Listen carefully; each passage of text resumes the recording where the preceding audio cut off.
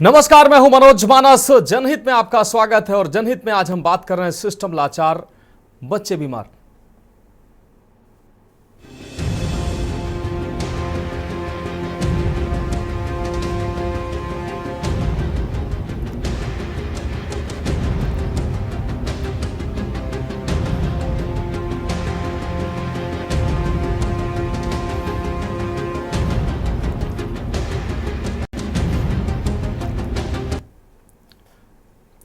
तो हमारी खास पेशकश जनहित में आज हम बात कर रहे हैं सिस्टम की मार, बच्चे बीमार। उत्तर प्रदेश की राजधानी लखनऊ के पारा इलाके के एक सरकारी पुनर्वास केंद्र में कथित तौर पर फूड पॉइजनिंग के कारण 4 बच्चों की मौत हो गई। 20 अन्य बच्चे बीमार हो गए। मंगलवार शाम को केंद्र में रहने वाले लगभग 20 स्पेशल नीड्स वाले बच्चे अचानक बीमार होने लगे तो उन्हें लोक बंधु अस्पताल ले जाया गया। अधिकारियों ने यह जानकारी दी। वहीं बीमार हुए निर्माण संस्था के बच्चों का हाल जानने शुक्रवार को सीएम योगी आदित्यनाथ लोक बंधु अस्पताल पहुंचे। उन्होंने एक बच्चे के बेड पर उनके इलाज और उनकी तबीयत के बारे में जानकारी ली और उनके सेहत की सुधार की भी जानकारी ली। वह बच्चों से मिलकर भावुक भी दिखे। इस दौरान मुख्यमंत्री ने अधिकारियों और डॉक्टर्स को समुचित इलाज करने के निर्देश भी दिए। उन्हें पूर्ण रूप से स्वस्थ होने के बाद ही डिस्चार्ज करने को कहा गया। इसके अलावा बच्चों के खाने की प्रॉपर व्यवस्था करने को भी निर्देशित किया। इससे पहले गुरुवार को डिप्टी सीएम ब्रजेश पाठक भी लोक बंधु अस्पताल पहुंचे थे। उन्होंने कहा था डॉक्टरों को समुचित इन बच्चों के समुचित इलाज के निर्देश दिए गए थे। साथ ही उन्होंने कहा था कि अगर इस मामले में कोई दोषी होगा तो उस पर निश्चित ही कार्रवाई होगी। निर्माण संस्था में मानसिक मंदित बच्चों के स्वास्थ्य से खिलवाड़ हुआ है। 23 मार्च की रात भोजन के बाद बीमार पड़ने वाले बच्चों में जान गंवाने वालों की संख्या 4 हो चुकी है। लोक बंधु अस्पताल में 24 मार्च को 12 वर्ष के शिवांग की मौत हो गई। संस्था के लोगों ने इस घटना को दिया। बुधवार को रेनू जो 15 साल की थी, जो 15 वर्ष की थी, उसकी भी मौत हो गई। और इन दोनों मौतों के बाद पूरे मामले का खुलासा हुआ कि बलरामपुर अस्पताल में भर्ती सूरज 12 की मौत हो गई है। जो 12 वर्षीय सूरज, उसकी मौत हो गई है। 25 मार्च को इलाज के दौरान उसकी मौत हुई थी। इस मौत को भी छिपाने की कोशिश की गई। अभी भी एक बच्चे की हालत नाजुक बनी हुई है जो आईसीयू में भर्ती है। डॉक्टरों की टीम उसकी सेहत पर की निगरानी कर रही है। वहीं अलग अलग अस्पतालों में कुल 20 बच्चे भर्ती हैं, जबकि 7 बच्चों का इलाज लोक बंधु अस्पताल में चल रहा है। वहीं घटना की जांच भी शुरू हो चुकी है, लेकिन सवाल यह है कि आखिर इन मानसिक मंदित बच्चों को कैसा भोजन और पानी दिया जा रहा था जिससे ये बच्चे बीमार हो गए। इन मृतक जो 4 बच्चे हैं, इनकी मौत का आखिर जिम्मेदार कौन है?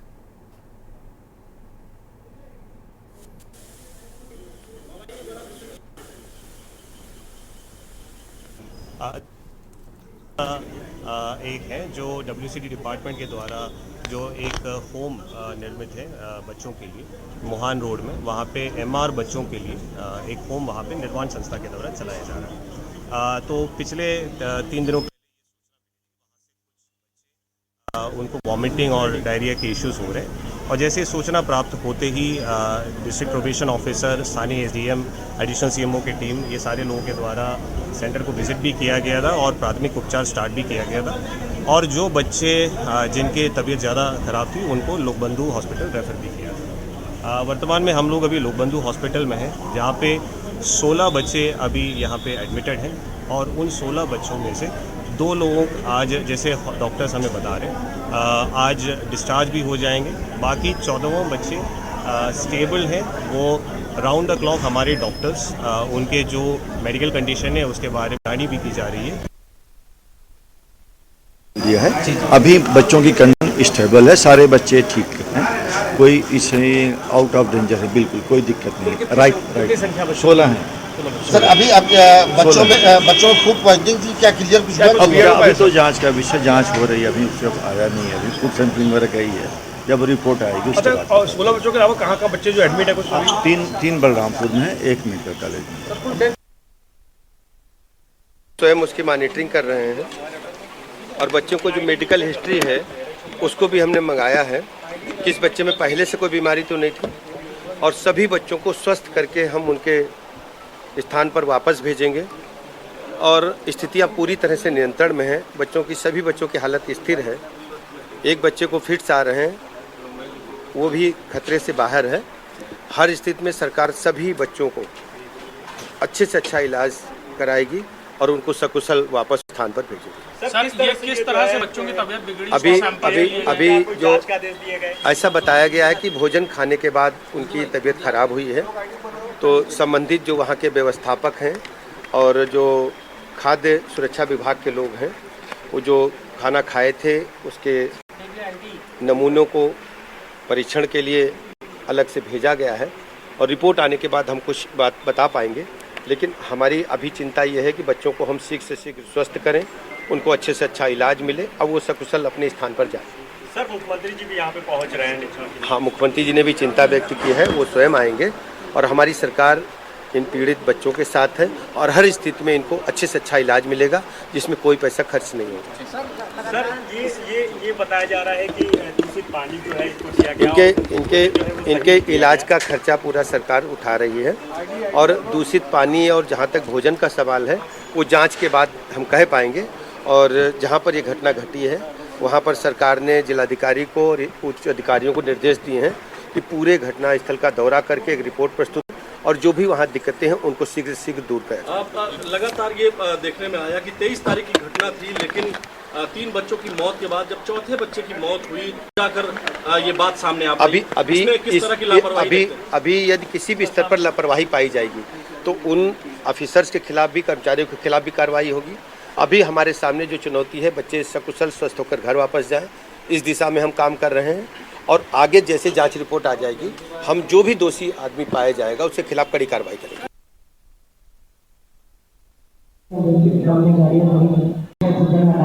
से इन 4 बच्चों की मौत हुई है और लगभग 2 दर्जन से ज्यादा बच्चे अभी भी अस्पताल में भर्ती हैं। तो सवाल उठता है कि आखिर इन बच्चों की इस दशा का जिम्मेदार कौन है और इन 4 बच्चों की हुई मौत का जिम्मेदार कौन है। आज मुख्यमंत्री योगी आदित्यनाथ सुबह लगभग 10 बजे वो रिहेब सेंटर पहुंचे। रिहेब सेंटर के इन बच्चों को जो भर्ती कराया गया है लोक बंधु अस्पताल में, वो मुख्यमंत्री योगी आदित्यनाथ पहुंचे। इन बच्चों से मुख्यमंत्री ने स्वयं इनके बेड पर जाकर मुलाकात की, इनके स्वास्थ्य के बारे में जानकारी ली। डॉक्टरों से उन्होंने डॉक्टरों को सख्त निर्देश दिए कि इनको जो भी समुचित जो इलाज है वो मुहैया कराया जाए। इस दौरान मुख्यमंत्री भावुक भी नजर आए। इससे पहले कल डिप्टी सीएम भी इस अस्पताल का दौरा करने पहुंचे थे। उन्होंने भी डॉक्टरों को और जो अस्पताल प्रबंधन को इन बच्चों को समुचित इलाज मुहैया कराने के निर्देश दिए थे।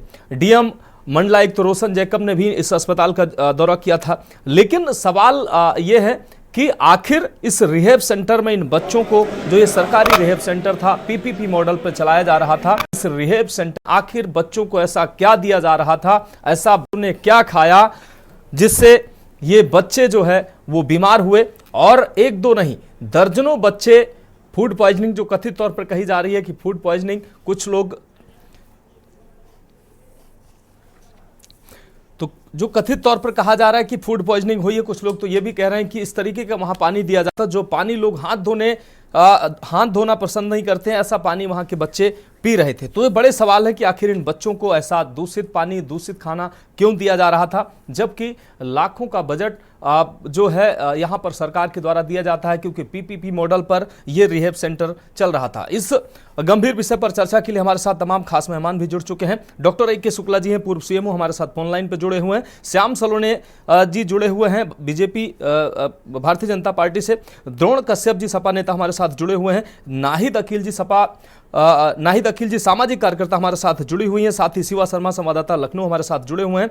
सभी मेहमानों का चर्चा में स्वागत करते हुए सबसे पहले शिवा, हम आपके पास आएंगे। शिवा, जिस तरीके से इस रिहेब सेंटर में 4 बच्चों की मौत हुई है, रिहेब सेंटर के इन 4 बच्चों की मौत हुई है और लगभग अभी 2 दर्जन से ज्यादा बच्चे अस्पताल में भर्ती हैं। आखिर अब तक क्या कुछ निकलकर सामने आया है कि इस रिहेब सेंटर में बच्चों को क्या दिया गया, ऐसा क्या खाने को दिया जा रहा था, क्या पीने को दिया जा रहा था, जिससे ये बच्चे कथित पर जो कहा जा रहा है कि फूड पॉइजनिंग के शिकार हो गए। जबकि आज दूसरा दिन है, सीएमओ के द्वारा कहा जा रहा है कि रिपोर्ट आएगी, उसके बाद यह तय होगा कि फूड पॉइजनिंग हुई है। इतने बड़े संसाधन, जांच के इतनी हाई तकनीकी का दावा तमाम जो सरकार भी कर रही है, स्वास्थ्य मंत्री भी कर रहे हैं, लेकिन 2 दिन हो गए हैं, अभी तक ये जांच में नहीं तय हो पाया है कि फूड पॉइजनिंग थी, ये क्या था। शिवा,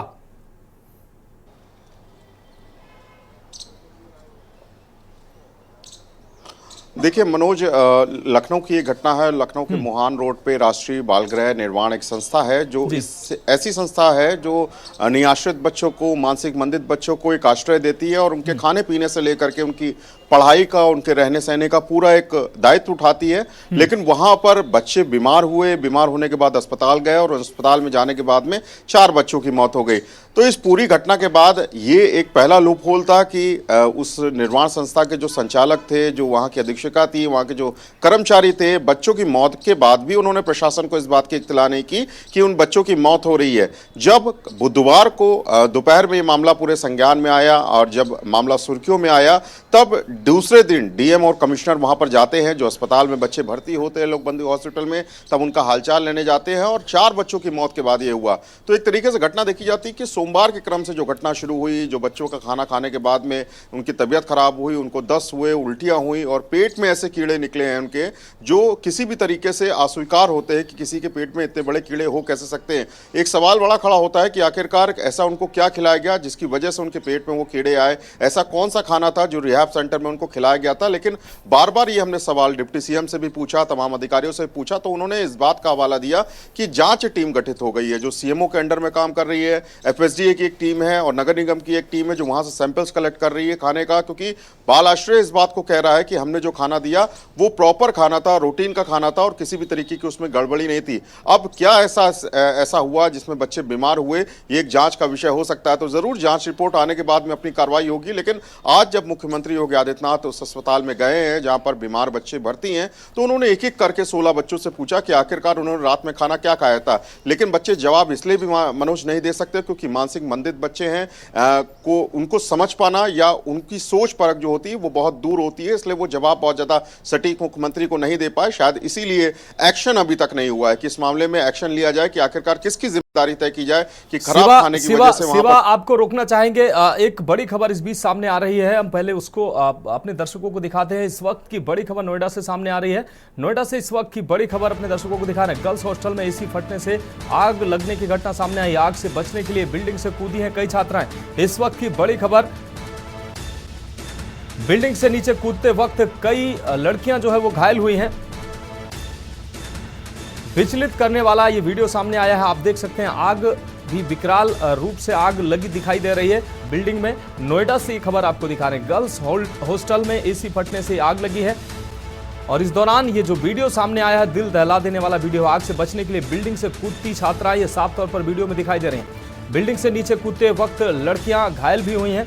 ये वीडियो सामने आया है, विचलित करने वाला ये वीडियो ये है। हम अपडेट इस खबर पर, ये वीडियो आप देख सकते हैं किस तरीके से अपनी जान बचाने के लिए बिल्डिंग से कूदती नजर आ रही हैं। इस दौरान कई लड़कियों को गंभीर चोटें भी आई हैं। आग से बचने के लिए बिल्डिंग से कूदी हैं ये छात्राएं। ये तस्वीरें सामने आई हैं गर्ल्स हॉस्टल में आग के बाद जिस तरीके से उस हॉस्टल की बिल्डिंग से लड़कियां कूदती हुई दिखाई दे रही हैं। ये साफ तौर पर विचलित करने वाली ये तस्वीरें सामने आई हैं। तो नोएडा से अहम खबर, गर्ल्स हॉस्टल में एसी फटने से आग की घटना सामने आई है। ये तस्वीरें अब सामने आई हैं। आग से बचने के लिए बिल्डिंग से कूदी कई छात्राएं, ये वीडियो सामने आया है और निश्चित रूप से दिल दहला देने वाला ये वीडियो है। बिल्डिंग से नीचे कूदते हुए कई लड़कियों के चोटिल होने की भी खबर है। तो विचलित करने वाला ये वीडियो सामने आया है नोएडा से। गर्ल्स हॉस्टल में एसी फटने से आग की घटना सामने आई है और इस आग से बचने के लिए जो वहां पर लड़कियां थी वो बिल्डिंग से कूदी हैं और इस दौरान उनको चोटें भी आई हैं। और इस खबर पर ज्यादा जानकारी के लिए हमारे संवाददाता अशोक द्विवेदी नोएडा से हमारे साथ जुड़ गए हैं। अशोक, ये दिल दहला देने वाली तस्वीरें सामने आई हैं गर्ल्स हॉस्टल में एसी फटने से जो आग की घटना सामने आई, इसमें इस दौरान जो वहां गर्ल्स हॉस्टल में लड़कियां थी वो उस बिल्डिंग की छत से कूदती हुई दिखाई दे रही हैं। इस दौरान कई लड़कियों को चोटें भी आई हैं। क्या कुछ अहम अपडेट है इस मामले में? मनोज, बिल्कुल मैं आपको बता दूं, कल देर रात की घटना है जब एसी के कंप्रेसर में आग लग गई थी, जिसके वजह से पूरी आग जो है बिल्डिंग में चपेट में लेने लगा। उसमें करीब 160 लड़कियां थी। जो गर्ल्स हॉस्टल था वो 160 लड़कियां अंदर फंसी हुई थी, जिसमें कुछ लड़कियों ने छत से कूद करके अपनी जान बचाई है और दमकल विभाग की गाड़ी पहुंची जिसको लड़कियों को वहां से बाहर निकाला गया। फिलहाल रेस्क्यू किया गया, कोई जनहानि की सूचना नहीं है मनोज। लेकिन वहीं जो लड़कियां कूद के जान बचाई है उसमें से कुछ लड़कियों को चोटें आई हैं जिनको हॉस्पिटल में भर्ती कराया गया। मनोज अशोक, जो लड़कियां ये घायल हुई हैं इनकी संख्या लगभग कितनी जो बच्चियां हैं ये घायल हुई हैं, और इस दौरान जो रेस्क्यू करने का कोई प्रयास नहीं किया गया, क्योंकि जो बालकनी के विंडो से सीधे तौर पर ये लड़कियां कूदते हुए दिखाई दे रही हैं। मनोज बिल्कुल, मैं आपको बता दूं, एसी का कंप्रेसर जब फटा उस समय जब आग लग गई और आग बिल्डिंग में बढ़ने लगी तो वहां के जो स्थानीय लोगों ने पहले तो उन्होंने रेस्क्यू करने की कोशिश की, लेकिन कुछ आपको तस्वीरों में दिखाया जा सकता है कहाँ से स्थानीय लोगों ने सीढ़ी लगाई जिससे लड़कियां नीचे आ सके, लेकिन लड़कियां इतनी घबराई हुई थी, करीब 5 लड़कियां जो है ऊपर से कूद गई थी, जिनको चोटें आई हैं उनको हॉस्पिटल में भर्ती करा गया। लेकिन वहीं के स्थानीय लोगों ने रेस्क्यू किया। उसके बाद जिला प्रशासन की तरफ से जब सूचना मिली, जिला प्रशासन पहुंचा, फायर की गाड़ियां पहुंची तो उनको रेस्क्यू करके निकाला गया। फिलहाल कोई जनहानि नहीं हुई है, बस बड़ा सवाल यह है जो 5 लड़कियों को चोट आई है उनको हॉस्पिटल में भर्ती कराया गया है, उनका इलाज चल रहा है। मनोज बिल्कुल अशोक, इस तमाम जानकारी के लिए आपका बहुत शुक्रिया। तो फिलहाल नोएडा से खबर आपको दिखा रहे हैं, अहम अपडेट। इस खबर पर वीडियो सामने आया है, बिल्डिंग से कूदते हुए ये लड़कियां साफ तौर पर दिखाई दे रही। गर्ल्स हॉस्टल में आग की घटना सामने आई थी, एसी फटने से आग की घटना सामने आई थी। ये तो बजे उधर नहीं होगा, इतनी दी होती है सच में। और वापस अपनी डिबेट पर आते हैं, हम बात कर रहे हैं सिस्टम की मार, बच्चे बीमार, और सीधे अपने मेहमानों के पास चलते हैं। Doctor A K. शुक्ला हमारे साथ जुड़े हुए हैं, पूर्व सीएमओ हैं। Doctor A K. शुक्ला जी, आपके पास आते हैं। Doctor A K. शुक्ला जी, लखनऊ स्थित पारा इलाके में एक पीपीपी मॉडल पर एक रिहेब सेंटर चल रहा है बुद्धेश्वर इलाके में। इस रिहेब सेंटर में कथित तौर पर जो यहाँ पर जो बच्चे रह रहे थे, मंदित ये बच्चे थे, इन बच्चों को जो ये बच्चे बीमार हो गए, फूड पॉइजनिंग का इनको शिकार बताया जा रहा है।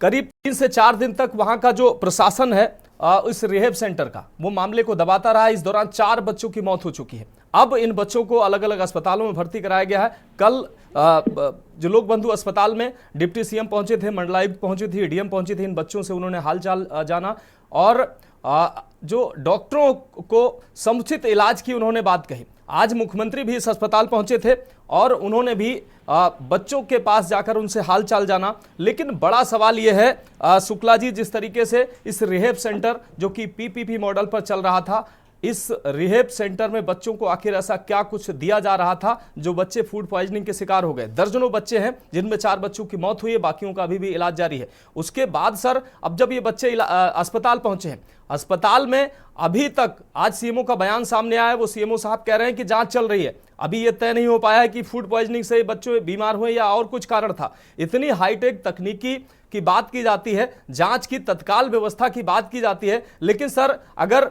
कल और आज की ही बात कर लें तो 2 दिन में अब तक ये तय नहीं हो पाया, जांच रिपोर्ट नहीं आ पाई है कि आखिर ये बच्चे फूड पॉइजनिंग के शिकार थे या और कोई कारण था जिससे ये बच्चे बीमार हुए और बाकी बच्चों की मौत हुई। क्या कहेंगे आप? चलो पीछे 10 हेलो, चलो 7 बजे 10 बजे देना। डॉक्टर शुक्ला जी, 7 बजे। हाँ हेलो डॉक्टर ए.के. शुक्ला, क्या आप हमें सुन पा रहे हैं? हाँ बोल रहा हूँ, सुन रहा हूँ आपको, बोलिए। अगर आपने मेरा सवाल सुना है तो जवाब दे दीजिए।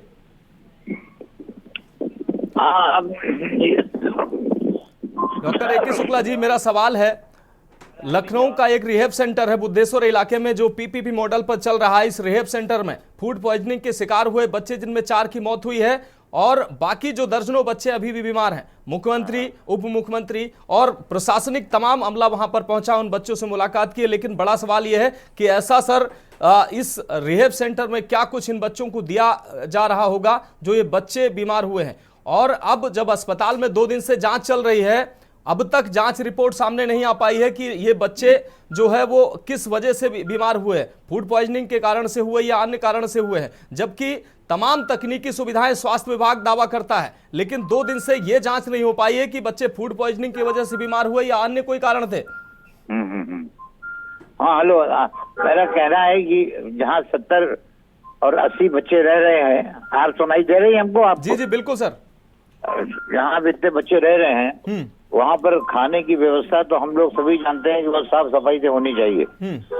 और अब यहाँ इसका संचालन पीपीपी मॉडल से हो रहा है, तो इसमें जिम्मेदारी फिक्स करने के लिए हर आदमी टाल मटोल करेगा, एक दूसरे के ऊपर जिम्मेदारी डालेगा। गवर्नमेंट की आवश्यकता है कि निष्पक्ष जांच करें, और जो सुनने से लग रहा है कि केवल फूड पॉइजनिंग से छुआछूत की बीमारी है। किसी ने कहा कि पानी भी गंदा है, खाना, और पीपीपी मॉडल अगर खाना बना रहा है तो उसको पूरा ईमानदारी से जांच होनी चाहिए कि खाद्य पदार्थ कहाँ से लाए, किन बर्तनों में खाना बना रहे हैं, बर्तनों की सफाई की क्या व्यवस्था है, और निष्पक्ष जांच करेंगे तभी जांच होगी। कोई बड़ी मुश्किल जांच नहीं है। खाना खाया गया, खाना खाने के बाद फूड पॉइजनिंग हो गई, तो जाहिर सी बात है कि खाना खाने से ही संबंधित बातें होगी। अब इसको टालना की जांच होगी, इसमें क्या जांच करना है?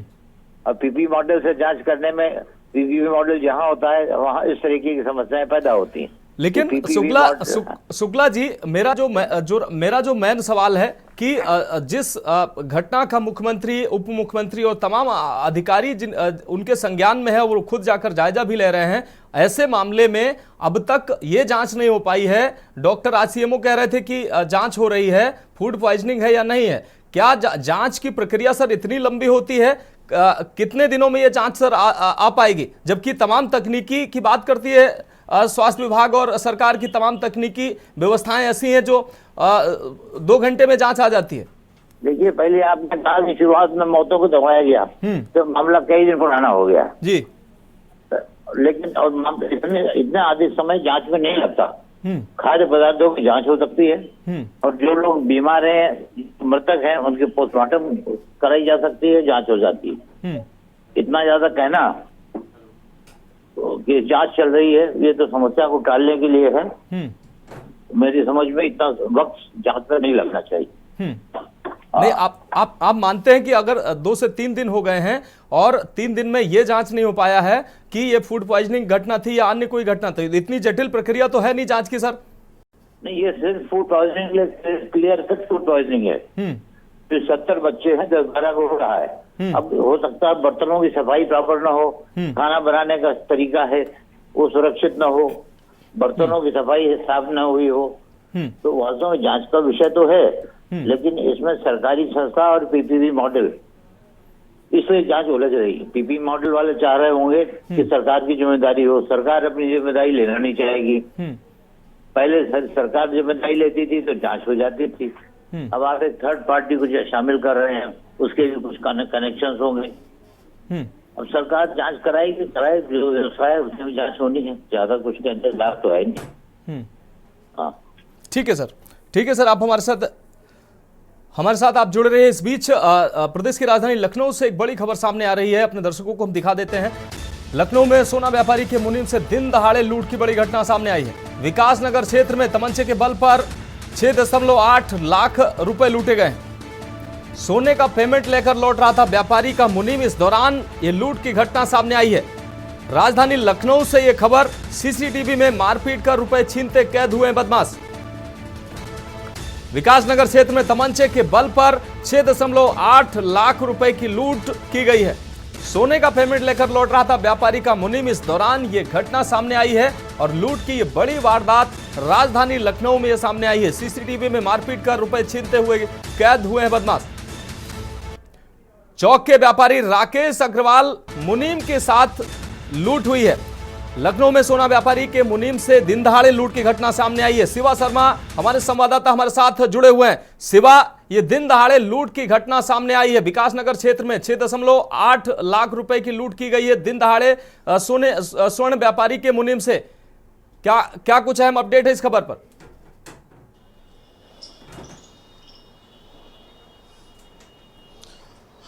देखिए मनोज, चौक के व्यापारी हैं राकेश अग्रवाल और उनका जो मुनीम है वो सोने की पेमेंट लेकर के आ रहा था और 6,80,000 रुपए उसके पास कैश था। और ये बताया जा रहा है कि विकासनगर इलाके में कुछ बदमाशों ने तमंचे के बल पर उससे पूरा कैश लूटा है। और ये पूरी घटना विकासनगर के उस इलाके पे घटनास्थल पे लगे सीसीटीवी कैमरे में कैद हो गई है। अब पुलिस की कई टीमें उन लुटेरों को तलाश कर रही है जो लोग इस घटना में कांड में शामिल हैं। जो डीसीपी नॉर्थ की क्राइम टीम है वो अभी मौके पर कुछ ही देर पहले पहुंच रही है और वहां पर उन बदमाशों का सुराग लगाने के लिए जो आसपास के जो क्षेत्र हैं उन इलाकों में बैरिकेडिंग कराई गई। लखनऊ के जो सीमावर्ती इलाके हैं वहां की पुलिस फोर्स को अलर्ट कर दिया गया है कि अगर बदमाश जिले से बाहर जाने की कोशिश करते हैं तो उनको वहीं पर बैरिकेड कर रोका जाए। जो तमाम जो एक्सपर्ट है, जो एसओजी टीम है, जो लखनऊ की क्राइम ब्रांच है, उनको भी इस बाबत टीम ने थाने बुलाया है कि आखिरकार जो उनके पास सीसीटीवी फुटेजेस है पुलिस के पास उसको उनके जरिए शेयर किया जाए और उन बदमाशों की तलाश की जाए जिन्होंने लखनऊ में कुछ वक्त पहले इस बड़ी लूट की घटना को अंजाम दिया है। तो अभी कुछ ही देर पहले की घटना है और विकास नगर पुलिस के साथ साथ तमाम पुलिस के बड़े अधिकारी घटनास्थल पर मौजूद है और उस मुनीम से पूछताछ कर रहे हैं।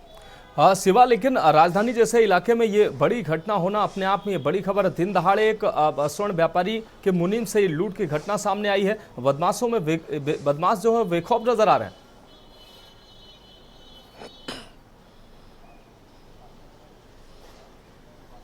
देखिए मनोज, लखनऊ के अंदर इस तरीके की दिन दहाड़े लूट होना कहीं ना कहीं एक बड़ी कानून व्यवस्था का एक चुनौती बन जाती है और इसीलिए कहा जाता है कि लखनऊ में कभी भी आप अगर दिन दहाड़े कहीं भी जा रहे हो तो ज़रूर संभल करके जाएं, क्योंकि यहाँ पर अक्सर इस तरीके की घटनाएं होती रहती हैं। ज़रूर पुलिस अफसर इस बात का दावा करते हैं कि लखनऊ में क्राइम कंट्रोल बहुत हद तक कंट्रोल हुआ है, लेकिन इस तरीके की घटनाएं जब सामने आती है तो कहीं ना कहीं प्रश्न चिन्ह खड़े होते हैं। क्या कैसे बदमाश इतने बेखौफ हो रहे हैं कि दिन दहाड़े लूटने से भी किसी को नहीं चूक रहे हैं। तो ज़रूर इस पुलिस अफसर इस बात को बार बार कह रहे हैं कि हम उस घटना को वर्कआउट कर लेंगे, लेकिन ये घटना दिन के उजाले में लखनऊ के अंदर हुई कैसे, ये सबसे बड़ा सवाल है। फिलहाल जो सभी वहां पर एविडेंसेस मिले हैं, जो सीसीटीवी मिली है, जो लोग आसपास मौजूद थे उनसे पूरा घटनाक्रम के बारे में पूछा जा रहा है कि बदमाश कौन सी गाड़ी से थे, किस तरीके का नकाब ओढ़े थे और उन्होंने किस जगह से मुनीम का पीछा करना शुरू किया। तो जो ट्रैक लोकेशन होती है, वहां के जो बीटीएस होता है, उन सबको पुलिस की टीम अपने कब्जे में ले रही है और जरूर एक इलेक्ट्रॉनिक सर्वेलेंस के जरिए और ग्राउंड पुलिसिंग के जरिए बदमाशों को पकड़ने का काम पुलिस करेगी। लेकिन सबसे बड़ा सवाल फिर यही पर उठता है कि लखनऊ में अगर इस तरीके की घटना दिन दहाड़े होगी तो मैसेज गलत जाएगा अन्य जिलों को कि लखनऊ में ऐसा हो रहा है। तो कहीं ना कहीं हाईटेक पुलिस के ऊपर बहुत बड़े सवाल खड़े होते हैं। फिलहाल विकास नगर पुलिस और हाईटेक पुलिस का जो दावा है वो निश्चित रूप से उन दावों पर प्रश्न चिन्ह लगता है जब ऐसी घटनाएं सामने आती हैं। शिवा, आप हमारे साथ जुड़े रहिए और फिलहाल एक ब्रेक का वक्त है और ब्रेक के बाद हमारी जो खास चर्चा है वो जारी रहेगी। आप देख रहे हैं के न्यूज, खबरों का सारथी।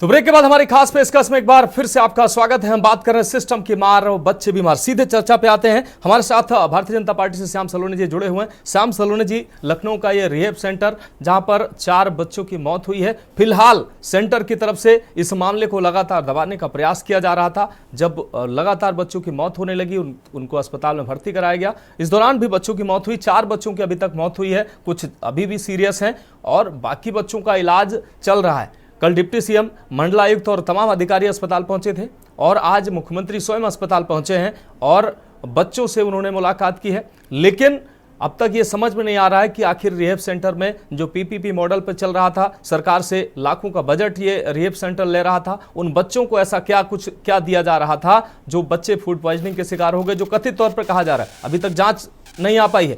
तमाम दावे किए जाते हैं, हाईटेक तकनीकी की बात की जाती है। 2 दिन अगर हम कल और आज की ही घटना मान ले, कल और आज जब डिप्टी सीएम, मंडलायुक्त के जाने के बाद से और आज तक 2 दिन में अब तक ये जांच नहीं सामने आ पाई है कि इन बच्चे आखिर किस वजह से बीमार थे। क्या कहेंगे आप? राधे राधे जी मनोज जी, सर्वप्रथम मैं उन बच्चों की आत्माओं की शांति के लिए प्रार्थना करता हूँ। ईश्वर उन्हें अपने श्री चरणों में स्थान दे जी। और चूंकि गंभीर घटना है, ऐसे बच्चे बेचारे जो अपने खुद ही अपना शरीर का, अपने होश आवाज का ध्यान नहीं है और उन बच्चों की देखभाल के लिए सरकार, क्योंकि सरकार तो जनता के लिए प्रतिबद्ध है और हर पल सरकार का ये प्रयास है कि किसी भी तरीके से हमारी जनता को किसी तरीका कोई तकलीफ और कोई परेशानी ना हो। सरकार खर्चे भी देती है, कहीं धन में कहीं कोताही नहीं आ रही है, लेकिन इसके जो भी संचालक हैं निश्चित तौर पर, क्योंकि एक मृत्यु होती है, उसके बाद में फिर 2 मृत्यु होती है, और जिस तरह से उसको दबाया जाता है, तो वहाँ के जो भी स्थानीय, वहाँ के जो भी सरकारी अधिकारी जिनकी देख रेख में संरक्षण चल रहा होगा, ऐसा नहीं है, क्योंकि ये सरकार और प्राइवेट संस्था के मध्य में करार रहता है, तो वहाँ कोई ना कोई, चाहे वहाँ डीएम के अधीन कोई अधिकारी हो जो उसमें देखभाल करते होंगे।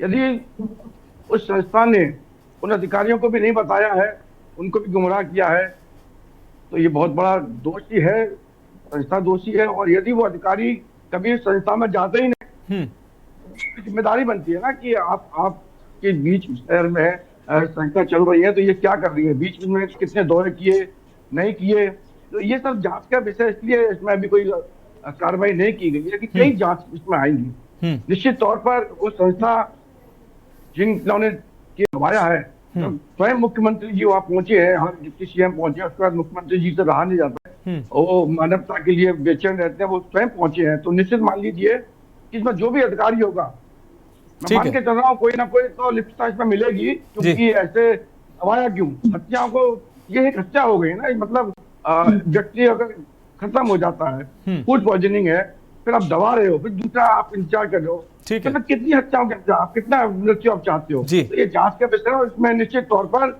उन आत्माओं को शांति तभी मिलेगी जब ये लोग जेल में जाएंगे, इनकी खिलाफ कार्रवाई होगी। और चूंकि योगी जी आए, स्वयं मुख्यमंत्री जी आए, तो मैं निश्चित तौर पर ये कह सकता हूँ कि कार्रवाई होगी और 100% होगी। ठीक है श्याम सलोनी जी, आप हमारे साथ जुड़े रहिए। हम द्रोण कश्यप जी के पास जाएं उससे पहले शिवा आपके पास आते हैं, एक छोटा सा सवाल जो जहन में है मेरे। जिस तरीके से शिवा आप कह रहे थे कि उन बच्चों के पेट से कीड़े निकले हैं और बड़े कीड़े निकले हैं, और ये बिल्कुल स्वीकार नहीं किया जा सकता है कि जिस तरीके से ये जो बच्चे थे, अनाथ बच्चे थे, इनकी जो केयर जो थी वो तो और बेहतर तरीके से हुई थी, क्योंकि होनी चाहिए थी, क्योंकि इन बच्चों का कोई और था नहीं। यही इसी रिहेब सेंटर के जो अधिकारी या कर्मचारी हैं, वही इनके माँ बाप हैं, वही इनकी दुनिया है। अगर वही ये लोग उन लोग जो वहाँ के लोग हैं वो इन बच्चों के साथ इस तरीके का व्यवहार करेंगे, तो फिर आखिर इन अनाथ बच्चों का नाथ कौन होगा?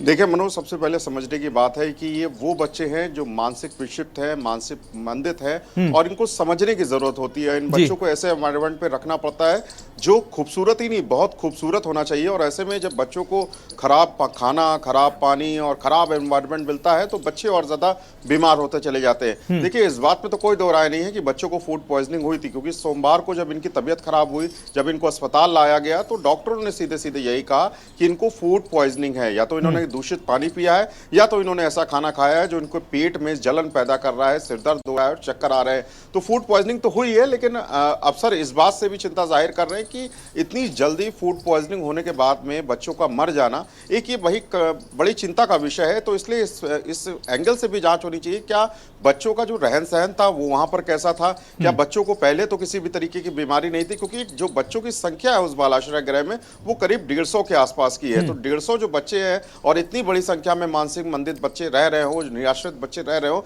तो कहीं ना कहीं उनकी केयर टेकिंग में बहुत बड़ी प्रॉब्लम हुई होगी। कहीं ना कहीं एक कम्युनिकेशन गैप होगा अफसरों के बीच में। जो जांच टीमें होती हैं वो हर हफ्ते या हर महीने जांच करने आती है, तो उस चीजों को भी देखती कि आखिरकार इनकी जो देखभाल हो रही है वो किस स्तर तक हो रही है। क्योंकि बार बार ये कहा जा रहा है कि जो खाने की जो क्वालिटी थी वो बहुत अच्छी नहीं थी, पीने का जो पानी था वो बहुत अच्छा नहीं था। जो हम लोग नॉर्मल पानी पीते हैं उससे कई गुना नीचे का घटिया जो पानी था वो बच्चे पीते थे। अब ऐसे में देखिए, नॉर्मल इंसान तो इस बात को जाहिर कर सकता है कि वो पानी अच्छा है या गंदा है, लेकिन मानसिक विक्षिप्त जो बच्चे होते हैं वो अपना इस बात को भी जाहिर नहीं कर सकते कि खाना और पानी खराब है। जो उन्हें मिलेगा, जो उन्हें दिया जाएगा, उसी का सेवन करेंगे। और शायद प्राइमा फेसी उसी बात का शिकार हुए और उसमें से कुछ लोगों के बच्चों की मौत हो गई, और कुछ बच्चे अभी भी लखनऊ के लोक बंधु अस्पताल में, बलरामपुर हॉस्पिटल में, टीबी हॉस्पिटल में और केजीएमसी मेडिकल कॉलेज में भर्ती है। तो इतनी बड़ी संख्या में लोगों की तबीयत बिगड़ना, कुछ बच्चों का मर जाना, एक कहीं ना कहीं एक बहुत बड़ा लापरवाही का चिंता का विषय है। और मंडे से लेकर के आज फ्राइडे है, यानी कि इतने दिनों में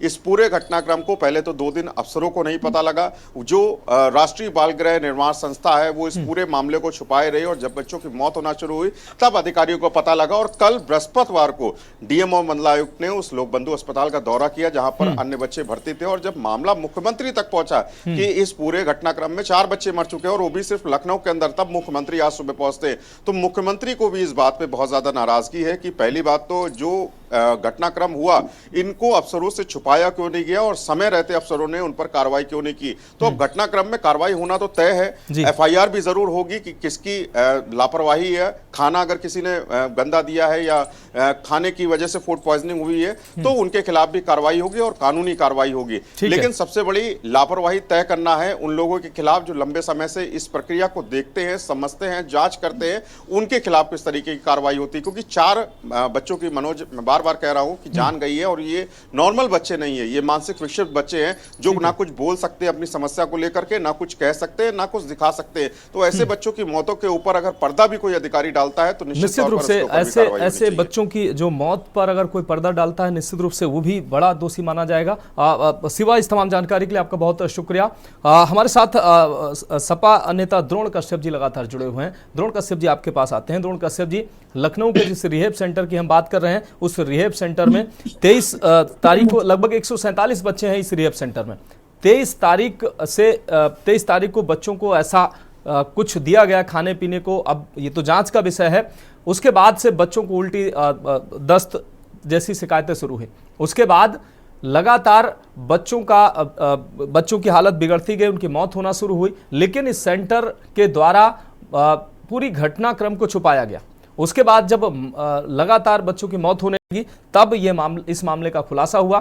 कल बच्चों को देखने के लिए आनन फानन में अलग अलग अस्पतालों में बच्चों को भर्ती कराया गया, लेकिन इस दौरान 4 बच्चों की मौत हो चुकी है। अब तक जांच कुछ सामने आई नहीं है, लेकिन बड़ा सवाल है कि आखिर इन 4 बच्चों की मौत की जिम्मेदारी कौन लेगा। वो बच्चे जो मानसिक रूप से विक्षिप्त हैं, कुदरत ने पहले से उनको एक मार दे रखी है, अब वो सिस्टम की मार का शिकार हो रहे हैं। धन्यवाद मुझे आपको ज्वाइन करा जी। सबसे पहले तो मैं उन बच्चों के लिए उनकी आत्मा की शांति की दुआ करता हूं। साथ ही मैं ये कहना चाहता हूं योगी सरकार से, ये सरकार पूरी तरह से शिक्षा पर, स्वास्थ्य पर, कानून व्यवस्था पर सब में फेल हो गई है। बड़े बड़े वादे किए जाते हैं, बड़ी बड़ी बातें की जाती हैं स्वास्थ्य के लिए लेके। क्या ये सत्ता सरकार के अनदेखी में चल रही थी? क्या कर्मचारी पे कोई होल्ड नहीं है सरकार का, मुख्यमंत्री जी का? उनकी नाक के नीचे इतना बड़ा घटनाक्रम हो गया। 22 तारीख से ये सारी चीजें चल रही हैं। मैं ये जानना चाहता हूं कि पहले तो 22 तारीख को अगर ये घटना घटित हुई, जब आपको जानकारी मिल गई प्रशासन को, तो ये बात छुपाई क्यों गई? पहली बात। दूसरी बात, ये वो संस्था जो भी चल रही है, क्या उसकी समय समय पर फूड की, वहां की व्यवस्था की, वहां की साफ सफाई की क्या जांच होती है? अगर होती है तो फिर इतनी बड़ी लापरवाही क्यों हुई? और अगर लापरवाही हुई है इसका मतलब वहां पर सरकार अनदेखा कर रही है, उन्हें कोई फर्क नहीं पड़ता है, वो पूरी तरीके से फेल है। अगर किसी संस्था, इतनी बड़ी संस्था है, उन बच्चों से जिनको अपने शरीर का होश नहीं है, मानसिक रूप से विच्छेद है, वो उन्हें अपनी जानकारी नहीं है, उन्हें अच्छे बुरे का नहीं पता है। ये तो आज जानकारी हो गई कि इतनी बड़ी घटना घटित हुई। इससे ये चलता आ रहा होगा, किस तरीके का उन्हें भोजन दिया जा रहा होगा, किस तरीके की व्यवस्था होगी, ये सारी जिम्मेदारी सरकार की है और सरकार को इस पर ध्यान देना चाहिए। मैं तो कहता हूं योगी आदित्यनाथ जी से, पूरे प्रदेश में इस तरीके की घटनाएं सुनने में आती हैं। बच्चों के साथ ये घटना इतनी बड़ी घटित हुई है। सहारनपुर में एक भारतीय जनता पार्टी के लीडर ने अपने बच्चों का ही हत्या कर दी पत्नी के साथ। अभी अभी आप भी बता रहे थे कि नई न्यूज आई है कि लखनऊ में एक व्यापारी से लूट हो गई। तो क्या कर रहे हैं भारतीय जनता पार्टी की सरकार? देश में भी है, डबल इंजन की सरकार की बात करते हैं ये लोग। तो क्या अधिकारी इनकी बात सुन नहीं रहे हैं, या अधिकारी बेलगाम हो गए हैं, या फिर सरकार चला नहीं पा रहे हैं? चीजें इन पे सवाल उठना चाहिए। बिल्कुल ठीक है। अभी ये चीज तो एक मामला हमारे सामने आया, ऐसी कितनी घटनाएं घटित हो रही हूँ। ठीक है, नाहिद जी के पास चलते हैं। द्रोण कश्यप जी, आपकी बात आ गई, आपके पास फिर से आएंगे। नाहिद अकील जी को भी चर्चा में शामिल कर लेते हैं, काफी देर से वो इंतजार कर लेती हैं, सामाजिक इंतजार कर रही हैं, सामाजिक कार्यकर्ता हैं। नाहिद जी, पूरे विषय को आपने समझा, उन बच्चों को जिसके साथ कुदरत पहले से मजाक कर चुकी है, अब वो सिस्टम की मार, सिस्टम के मजाक का शिकार हो रहे हैं। 4 बच्चों की मौत हुई है और कहीं ना कहीं आज जब मुख्यमंत्री उन बच्चों से 1-to-1 कर रहे थे, मुख्यमंत्री जब उन बच्चों से मिलने गए थे, उनके चेहरे पर साफ तौर पर वो भावुक दिखे, चेहरे पर साफ तौर पर नाराजगी दिख रही थी। जिस सिस्टम के लोगों ने उनसे पूरी घटना छुपाई, कल उप मुख्यमंत्री गए, आज मुख्यमंत्री गए, तमाम आला अधिकारी गए, लेकिन अगर समय रहते इस रिहेब सेंटर का औचक निरीक्षण अधिकारी करते और यहाँ का जो है, यहाँ के जो लोग हैं जो इस रिहेब सेंटर को संचालित कर रहे हैं, उन पर अगर अंकुश होता, उनको अगर डर होता, तो इन बच्चों को अच्छा खाना भी मिलता, अच्छा पानी भी मिलता। और वो बच्चे जिनको पता ही नहीं है, जो भी उनको मिल जाएगा, बेचारे भूख मिटाने के लिए खा लेंगे, पी लेंगे, अब उनको पता ही नहीं है क्या फायदा करेगा, क्या नुकसान करेगा। ऐसे बच्चों के साथ इस तरीके का अगर कोई करता है तो बिल्कुल नाइंसाफी है। क्या कहेंगे आप? देखिए, मैं सिर्फ एक सोशल एक्टिविस्ट ही नहीं हूँ, मैं 3 साल चाइल्ड लाइन की डायरेक्टर रही हूँ। और जो देश में आज इतना बड़ा स्कैम चल रहा था चाइल्ड लाइन का, वो शायद मेरी एक एप्लीकेशन पूरे देश में चाइल्ड लाइन बंद हुई है, क्योंकि ये खाने कमाने का इतना बड़ा धंधा है। डॉक्टर धपोला, ये इनका निर्वाण हॉस्पिटल यहाँ पर पॉलिटेक्निक के पास भी है, वहां पे भी इनको मिल गया, तकरोही में भी इनका है। जब मैं चाइल्ड लाइन डायरेक्टर थी, जो मंदबुद्धि बच्चे आते थे, जब इनके पास भेजते थे, तो मुझे टीम के साथ जाके 12-12 बजे, 1-1 बजे रात में इनके दरवाजे खड़ा होना पड़ता था, वहां पर रह रहे बच्चियों के साथ, क्योंकि वो मंदबुद्धि बच्चियां हैं। ऐसी भी शिकायतें आई कि ये बलात्कार भी होता है, क्योंकि वो बता नहीं पाती हैं, वहां खाने पीने की व्यवस्था नहीं है। 20 सालों से ये डॉक्टर का रसूख इतना मजबूत है कि इसकी जांच होनी चाहिए कि इसकी अकूत संपत्ति आई कहां से, इसको प्रोजेक्ट क्यों मिलता है,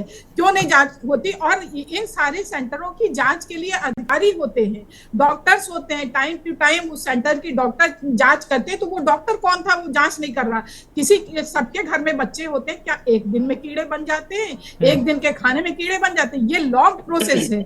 और ये वहां पर, क्योंकि मैंने एक बच्चा पराग नारायण रोड पे भेजा था, वो बच्चा मंदबुद्धि था, और उसके बाद उसके साथ एक ही हफ्ते में मैंने तो 6 दिन अपने पास रखा। दूसरे दिन इनके यहाँ उस बच्चे को गुस्से के मारे ऐसा आया कि उसका हाथ ही टूट गया। तब फिर मुझे मीडिया को ले जाकर के सामने उनको उजागर करना पड़ा। तब चाइल्ड लाइन में संजय भी हुआ करते थे आपके यहाँ के न्यूज में। तो मैं आज से नहीं, काफी लंबे समय से इस खेल को जान रही हूँ। क्या आपसे छुपा है? मोहनलालगंज में किशोरियों के साथ बलात्कार हुआ, कुशीनगर में बच्चियों का रैकेट चल रहा था, गोरखपुर में, पटना में, पूरे देश में। ये क्योंकि बेजबान होते हैं, ये बोल नहीं पाते, मंदबुद्धि होते हैं, तो इनके पैसे को ये लोग खूब हरामखोरी से खा रहे हैं। इनको कोई बीमारी नहीं होती है, खूब हजम कर लेते हैं पैसे को। और जैसे जैसे बड़े बड़े करोड़ों को इनको प्रोजेक्ट मिलता है, तो प्रोजेक्ट देने वाले से पूछिए वो किस बिना पे दे रहे हैं, डॉक्टर कैसे चेक कर रहे हैं। वहां पर ये मतलब सतत एक प्रक्रिया है कि वहां इनकी साफ सफाई नहीं हो रही थी, गंदे वातावरण में ये रह रहे थे। फूड पॉइजनिंग तो हो सकता है कि 1 दिन 2 दिन पहले खाना बना हो, वो बचा हो, तो दूसरे दिन भी खिला दिया हो, तीसरे दिन भी खिला दिया हो, ये भी हो सकता है। लेकिन पेट में जो कीड़े इतने बड़े बड़े पड़े हुए हैं, वो 1 दिन से नहीं पड़े हुए, वहां की गंदगी से पड़े हुए हैं। तो ये सभी जांच का विषय है। सीधे डॉक्टर धपोला को पकड़ना चाहिए और उनसे पूछना चाहिए कि ये कैसे हुआ। और 150 बच्चे, एक मानक होता है कि कितने बड़े प्रेमाइसिस में कितने बच्चे रह सकते हैं। आप खाली पर बच्चे 10-10, 12-12 हजार रुपए पर मंथ का मिलता है, तो उसमें इनकी अच्छी आमदनी हो रही है। बच्चों के ऊपर क्या खर्च हो रहा है, इसकी कौन जांच करेगा? इनका पूरा अटेंडेंस रजिस्टर होता है। जब हम लोग जाते थे, रजिस्टर पूछते थे, तो ये अटेंडेंस में अक्सर बच्चे गायब मिलते थे। जब पूछो कि बच्चे कहाँ गए, तो ये जवाब नहीं दे पाते थे। हम लोग तो भाई रिपोर्ट लिख के ऊपर बढ़ा देते थे, ऊपर वाला एक्शन ले इनके खिलाफ। तब तो एक बार तो मैंने डीएम को रात में 1 बजे फोन किया, तो इन्होंने डीएम को ही हड़का दिया कि हमें ऐसा सब ऊपर से नीचे तक जानते हैं। तो कहीं ना कहीं संरक्षण मिल रहा है, तब तो ये हो रहा है। तो ऐसे थोड़ी इतना बड़ा खेल होगा। ये कितने बड़े समाज सेवी है कि 150 अब इनके सब सेंटरों की जांच करिए तो कितना बड़ा इनका टर्नओवर है। जांच का विषय तो ये है। बिल्कुल बिल्कुल। नाहिद जी आप जुड़े रहे हमारे साथ, इसका हम जवाब श्याम सलोनी जी से लेंगे, लेकिन उससे पहले पूर्व सीएम शुक्ला जी हमारे साथ, पूर्व सीएमओ शुक्ला जी हमारे साथ जुड़े हुए हैं। डॉक्टर शुक्ला जी एक बार फिर से आपके पास आएंगे, क्या आप हमें सुन पा रहे हैं? शुक्ला जी, डॉक्टर ए के शुक्ला जी, आपको आवाज मिल पा रही है? ठीक है, श्याम सलोनी जी आपके पास आते हैं। श्याम सलोनी जी, जिस प्रकार से नाहिद अकील जी ने साफ तौर पर अभी इन रिहेब सेंटरों पर वास्तविकता में हो क्या रहा है उन्होंने साफ तौर पर बताया। अब इसके लिए फिर सवाल जो उठते हैं, उंगलियां जो उठती हैं सरकार पर उठती हैं, सिस्टम पर उठती हैं, लेकिन कहीं ना कहीं इन ऐसे रिहेब सेंटर जो सरकारी मदद से चलते हैं, पीपीपी मॉडल पर चल रहे हैं, सरकार से मोटी रकम इनको मिलती है। ये अभी उन्होंने बताया नाहिद जी ने कि किस तरीके से ये खेल चल रहा है, वसूली का खेल चल रहा है। लेकिन ये जो मंदित बच्चे हैं, ये ऐसे लोगों का शिकार हो रहे हैं, लाभ जो है ये लोग खा रहे हैं, और ये मंदित बच्चे जो बोल नहीं सकते, सुन नहीं सकते हैं, कह नहीं सकते हैं, इनको कुछ भी खिला दो, कुछ भी कर दो। जो वहां पर रिहेब सेंटरों में समय समय पर जो ऑडिट होता है, समय समय पर जो अधिकारी वहां का निरीक्षण करने जाते हैं, अगर ये ईमानदारी से अगर हो तो ये नौबत आएगी क्या सर? देखिए, जैसा मैंने अभी कहा था, ये विषय तो जांच का है ही है, अपराध तो हुआ है। जैसा अभी हकीम जी ने कहा था, नाहिदा जी ने, कि जो कीड़े पड़े हैं वो एक फूड पॉइजनिंग से एक दिन में 2 दिन में इतने बड़े कीड़े नहीं आ जाएंगे। ये कैसे हुए, क्या उनका खान पान रहा, ये सब एक जांच का विषय है। जब तक किसी संस्था में कोई घटना नहीं घटती है तब तक सभी अधिकारी भी सोते रहते हैं और सब कुछ अच्छा चलता रहता है। कुछ सामाजिक संस्थाओं के लोग भी सो रही है क्या? चलते हैं। अरे सुन लो भैया, सुन लीजिए द्रोण कश्यप जी, सुन लीजिए द्रोण कश्यप जी। हमारे यहाँ जब से योगी जी ने सरकार को संभाला है, हमने कई तो एनजीओ को बंद करा दिया, क्योंकि पिछली सरकारों में कई एनजीओ वाले यही करते थे, वो लाभ लेते थे सरकार से और अपने उन्होंने संस्था बना ली, अपने घर भर लिए। आज यदि सरकार की मंशा गलत होती, आप देख रहे होंगे कहीं पर भी अगर कोई घटना घटती है, माननीय मुख्यमंत्री जी स्वयं संज्ञान लेते हैं। जब मुख्यमंत्री जी संज्ञान ले रहे हैं तो वो संज्ञान केवल मुख्यमंत्री जी नहीं है, क्योंकि वो 25 करोड़ लोगों का प्रतिनिधित्व कर रहे हैं उत्तर प्रदेश का। वो एक एक व्यक्ति के लिए चिंतित रहते हैं। समाजवादी पार्टी के मित्र क्या बोल रहे हैं ये वो जाने, हम इस पर नहीं जानना चाहते हैं, लेकिन क्योंकि ये विषय गंभीर है मेरी नजर में। इसमें विषय गंभीर है, बिल्कुल विषय गंभीर है। श्याम सलोनी जी, विषय गंभीर है। सीएम, डिप्टी सीएम ने संज्ञान लिया, वो घटना स्थल पर, वो अस्पताल चूंकि पहुंचे, बच्चों से 1-to-1 उन्होंने किया है, लेकिन मुख्यमंत्री की जो सेंसिटिविटी है वो दिखाई दे रही है, लेकिन अधिकारियों में जो है वो किसी तरीके का डर नहीं दिखाई दे रहा है। आप देख लीजिए, झांसी में इतना बड़ा कांड हुआ, तमाम न्यूज चैनलों ने चीखते चिल्लाते नजर आए, हम और आपने बैठ के डिबेट की, लेकिन अब तक, उस समय कहा जा रहा था जांच हो रही है, जांच के बाद कार्रवाई होगी, अब तक एक एफआईआर दर्ज नहीं हुई है। श्याम सलोनी जी, क्या हम मान लें कि इन 4 बच्चों की मौत का अभी कोई जिम्मेदारी नहीं ले रहा है? जांच की बात हो रही है, जांच कब होगी, कब एफआईआर दर्ज होगी, इसकी गारंटी कौन लेगा? क्योंकि जांच कह के सवालों से लोग बचते नजर आ रहे हैं कि अभी जांच चल रही है, जांच के बाद तय होगा आगे क्या होना है, लेकिन आगे होता क्या है, ये एक बहुत बड़ी प्रक्रिया है। नहीं, हम इसकी जिम्मेदारी सरकार लेती है, भारतीय जनता पार्टी इसकी जिम्मेदारी लेती है। जांच अवश्य होगी और जांच में जो भी तथ्य सामने आएंगे, जो भी दोषियों का उसके खिलाफ कार्रवाई होगी, निश्चित तौर पर होगी। ये ऐसे बच्चों की मृत्यु हुई है जिनको भगवान ने पहले से ही बेचारों को इस तरीके से भेजा हुआ है कि वो अपनी मन की व्यथा भी नहीं बता सकते हैं, और उन बच्चों के साथ इस तरीके के व्यवहार कर देना, उनके अधिकार को छीन करके, और आप अपने घर के बच्चों को पाल रहे हो, ये सजा तो मिलेगी इन लोगों को, निश्चित तौर पर मिलेगी। मनोज जी, श्याम सलोनी जी, मैं भरोसा कर सकता हूं, आप कह रहे हैं हो सकता है, आप कह रहे हैं सजा मिले, लेकिन जैसा कि नाहिद जी कह रही थी कि बड़े रसूखदार हैं ये लोग, और 3-4 दिन से ये घटना छुपाई जा रही थी। अब जबकि सामने आया है, 4 बच्चों की मौत हो चुकी है, अब तक सिंगल एक व्यक्ति पर किसी तरीके की कोई कार्रवाई नहीं हुई है, सिंगल एक व्यक्ति पर। 2-4 दिन का समय दे दिए, कार्रवाई में ऐसा नहीं हो कि जल्दबाजी में कोई निर्दोष लपेटे में आ जाए, क्योंकि ये रसूखदार लोग हैं जी, जैसा कहा है हमारी बहन ने। तो रसूखदार ऐसा ना हो कि वो खुद बच जाएं और जांच करने वालों को ऐसे लोगों को फंसा दें, को निर्दोष फंसा उसकी बात भी न सुन पाए। ठीक है, जांच में विलंब हो सकता है 1-2 दिन का, लेकिन कितना भी रसूखदार हो, वह मुख्यमंत्री योगी आदित्यनाथ जी ने ये संज्ञान लिया है, जांच होगी और कितना भी रसूखदार ठीक है। नाहिद जी, बचेगा नहीं। नाहिद जी आप हमें सुन पा रहे हैं? नहीं किसी कीमत पर। जी नाहिद जी, क्या आप हमें सुन पा रहे हैं? नाहिद जी, आपको आवाज मिल पा रही है? शायद नाहिद जी तक आवाज नहीं पहुंच पा रही है। द्रोण कश्यप जी जी जी नाहिद जी, जिस प्रकार से श्याम सलोनी जी कह रहे हैं कि निश्चित रूप से मुख्यमंत्री ने संज्ञान लिया है, डिप्टी सीएम ने संज्ञान लिया है, यहां पर जो भी दोषी होगा कार्रवाई होगी। तमाम नाहिद जी हमने केस ऐसे देखे हैं कि अभी जांच की बात कहकर फिलहाल उस मामले को टाल दिया जाता है, मीडिया के सवालों से लोग बचते नजर आते हैं, लेकिन महीनों गुजर जाते हैं, सालों गुजर जाते हैं, पता ही नहीं चलता है कि जांच की रिपोर्ट क्या आई। झांसी मेडिकल कॉलेज में जो घटना घटी, आज तक एफआईआर दर्ज नहीं हुई है। देखिए सवाल ये है कि मुख्यमंत्री वहां जा रहे हैं तो वो उनकी मानवता है कि उन्होंने उस पर संज्ञान लिया, तुरंत पहुंचे, लेकिन मुख्यमंत्री ने नीचे जो अधिकारी तैनात किए रखे हैं उनकी क्या जिम्मेदारी है? वो क्यों नहीं भाई, उसका पूरा एक खाका होता है कि 15 दिन पे डॉक्टर जाएंगे चेक करने, 10 दिन पे कौन जाएगा, पूरा एक चार्ट होता है, उसके अकॉर्डिंग वहां जाकर चेक करना होता है। अगर ये चेक कर रहे होते तो शायद आज फूड पॉइजनिंग नहीं होती, अगर ये चेक कर रहे होते तो बच्चों के पेट में कीड़ा नहीं होता।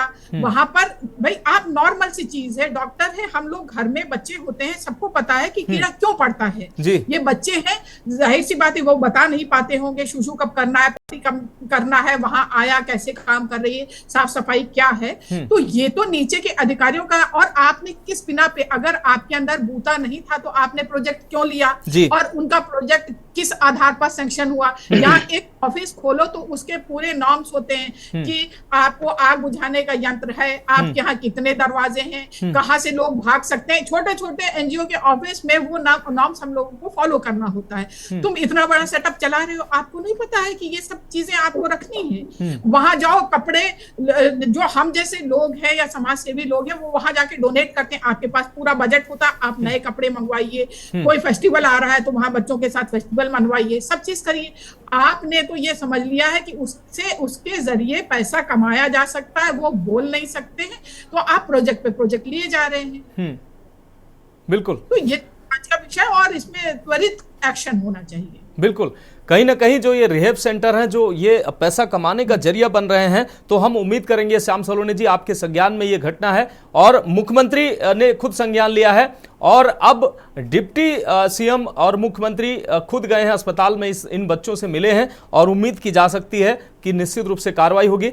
नाहिद जी आपका बहुत शुक्रिया चर्चा में जुड़ने के लिए, श्याम सलोनी जी आपका भी बहुत शुक्रिया, द्रोण कश्यप जी आपका भी बहुत शुक्रिया, शिवा शर्मा हमारे संवाददाता हमारे साथ जुड़े, शिवा शर्मा आपका भी बहुत शुक्रिया, AK शुक्ला जी पूर्व सीएमओ हमारे साथ जुड़े, आपका भी बहुत शुक्रिया। तो विषय यही है कि जो ये रिहेब सेंटर हैं, जो वसूली का अड्डा बने हुए हैं, पैसा कमाई का जरिया समझते हैं इन बच्चों को सेंटरों में रखकर, तो इन पर निश्चित रूप से कार्रवाई होनी चाहिए। समय समय पर जो ऑडिट होता है, समय समय पर जो जांच पड़ताल होती है, निरीक्षण होता है, यहाँ पर जरूर होना चाहिए, क्योंकि एक रिहेब सेंटर की ये तस्वीरें हैं, कहीं ना कहीं हो सकता है तमाम रिहेब सेंटरों में इसी तरीके का काम चल रहा हो और वहाँ जो निराश्रित बच्चे हैं, जिनका कोई आश्रय नहीं है, जो अनाथ हैं, उन बच्चों की देख रेख किस तरीके से हो रही है, उनको खाना मिल पा रहा है, पानी मिल पा रहा है, ये जरूर चेक होना चाहिए। फिलहाल इन 4 बच्चों की मौत का जिम्मेदार कौन है, और जिम्मेदारी अगर तय होती है तो उनको जरूर सजा मिलनी चाहिए। हमारी खास पेशकश में फिलहाल अभी के लिए इतना ही, मुझे दीजिए इजाजत और आप देखते रहिए न्यूज़ इंडिया।